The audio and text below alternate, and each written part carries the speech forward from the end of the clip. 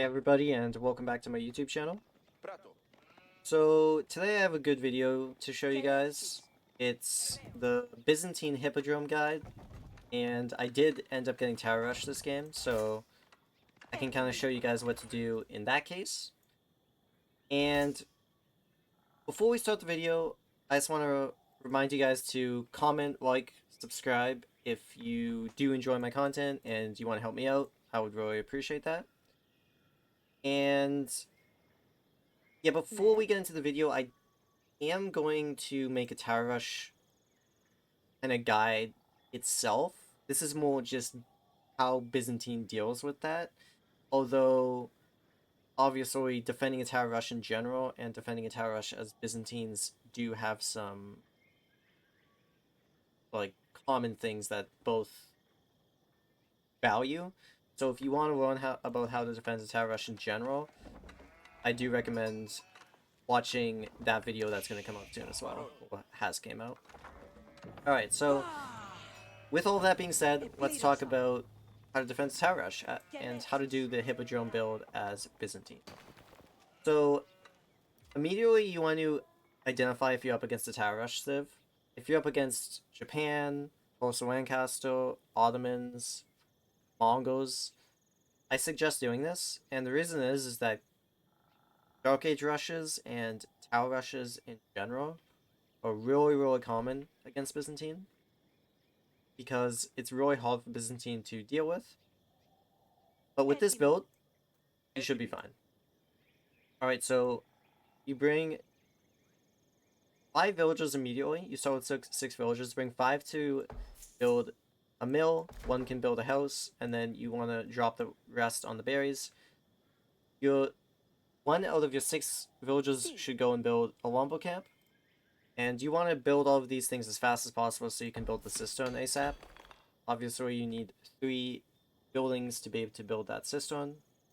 Stone cost. So just try to build them as fast as possible. Alright. And once you have 5 people on...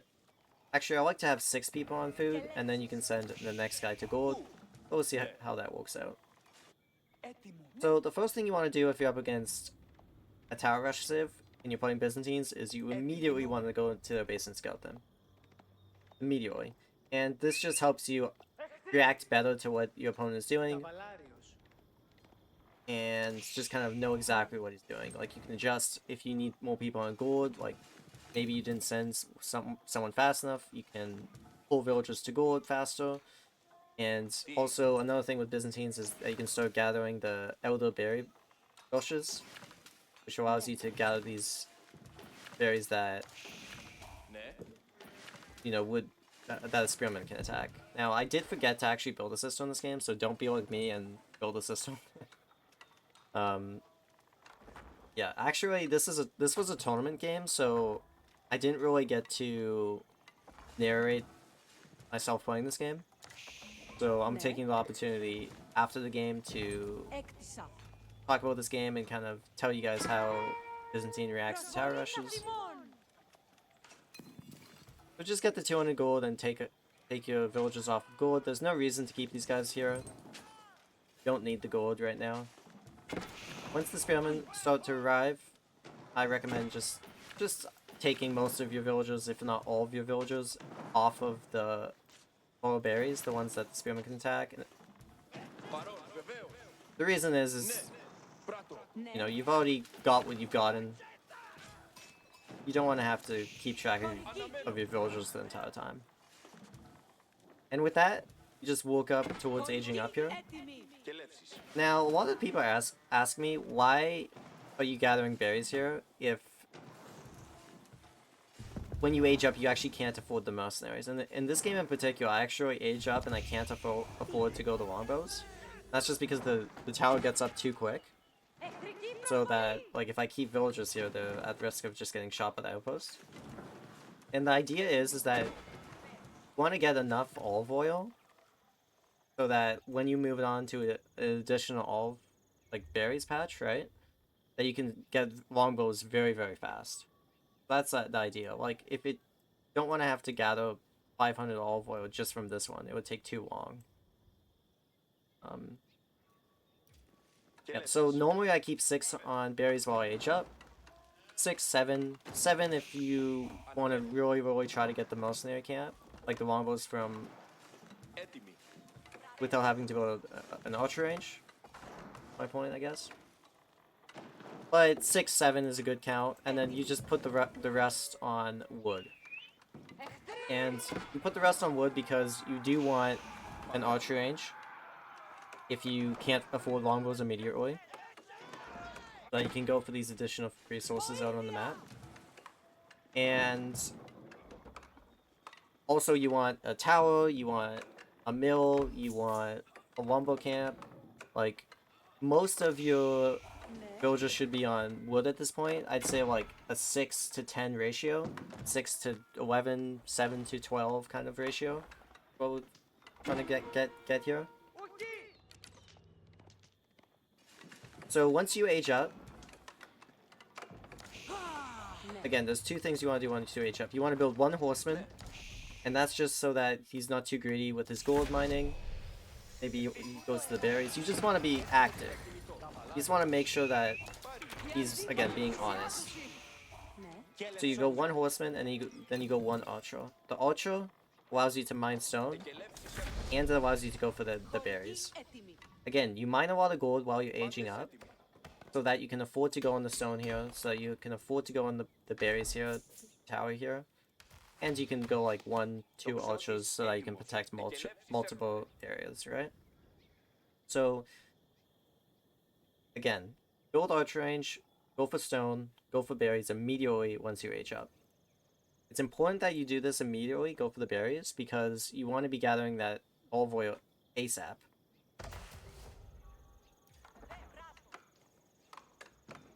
So, what else do you do now? You want to be trying to make as many horsemen as possible. The idea behind this build is that you're ideally trying to be very aggressive with this build. And it's because your horsemen are better than your opponent's horsemen, right? In a big engagement. So, like, it's a good way to just have an advantage, right? Because if you're both building horsemen and you have better horsemen, then that's better for you, obviously, right? That's my point. Alright, so I do decide to go for a 3rd berry patch this game, and I felt comfortable enough to do that. Against Mongols in particular, it's really hard to go for a 3rd berry patch. So if you're up against Mongols, be a bit cautious about this, but if you feel like you can get away with it, then do it. And what I mean by feel like if you can get away with it, I feel like if you can bring 5 villagers, build an outpost without cav coming, go for it. Right?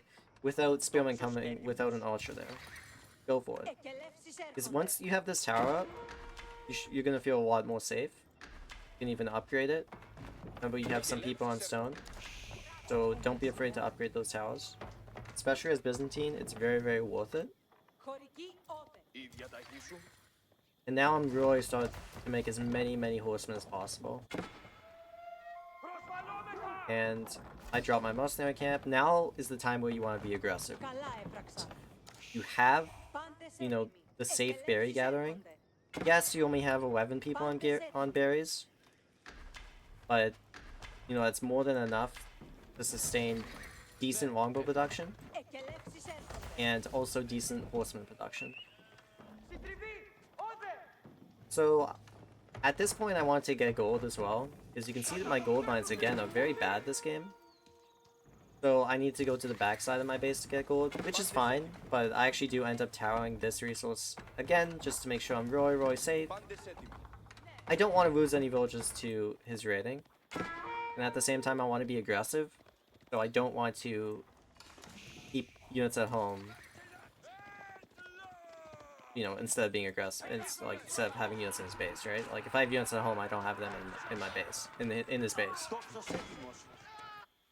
So once you're at this point, I recommend going for a blacksmith. Once you get those longbows out, generally, you know, once you get the longbows out, and I'm soon to get them out, you want a blacksmith up because longbows in general benefit so much from these upgrades. And then at this stage, when you feel comfortable, you know, you have the towers, you're getting your longbow production soon, you're gonna get another batch soon. I recommend dropping another stable when you can afford it. Now, I'm not sure how long it takes me to drop another stable, but it should be, you know, whenever I have like 3 horsemen in the queue, and like I can't spend my resources, right? Then I should be dropping a stable. Okay. Let's just see how the game plays out. So most of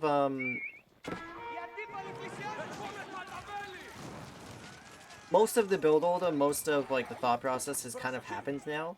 If you're at this stage in the game and you're feeling confident, like 10 minutes in the game and you're like, okay, like I'm chilling, like I've got my outposts, I've got my defenses, I'm building another stable. This is the kind of period of the game where you should be aggro, where you should be trying to see if your opponent's going castle age, because that is something they can do as well. You just want to be really aggressive at this point, because you should be comfortable at this point. So I recommend getting... Oh, something I like doing as Byzantines with this build in particular is getting these upgrades. The melee upgrades as well as the melee armor upgrades. Now obviously this depends on what your opponent is building, but a lot of the time when you're going cav, they opt to go cav as well, because you already have the longbows. So in cav on cav fights, these upgrades can be pretty good, right? Especially horsemen. So I like to go those. Obviously you should get all of your upgrades if you can afford them. But it's a nice thing I like to do. So more longbows coming. At this time, I don't go for the outpost there. But yeah, generally you can just ignore this outpost, right? Like, you don't care about it. I did mention this in my defending tower rushes in general, but if you don't need this spot, which I don't need the spot, like, other than the berries, like, just ignore it. Take care of it after you've done the damage to your opponent. In this case, that would be now. I'm getting a really good fight here. My horsemen are buffed. They're doing insane damage, right? 14 damage. This is doing 8, so not even close. I get a really good fight despite him having the kings. Just have horsemen in my back line, but I don't think I lost too many villagers there. 1 villager. Villagers, and at the same time I'm gonna get 4 villagers on this side.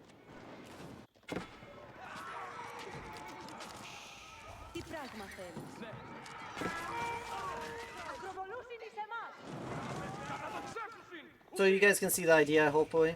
After I think I take this fight, I then attack the tower, because, you know, it's very easy to kill the tower when he doesn't have units. I'm not exactly sure when I take care of it, but I think maybe soon.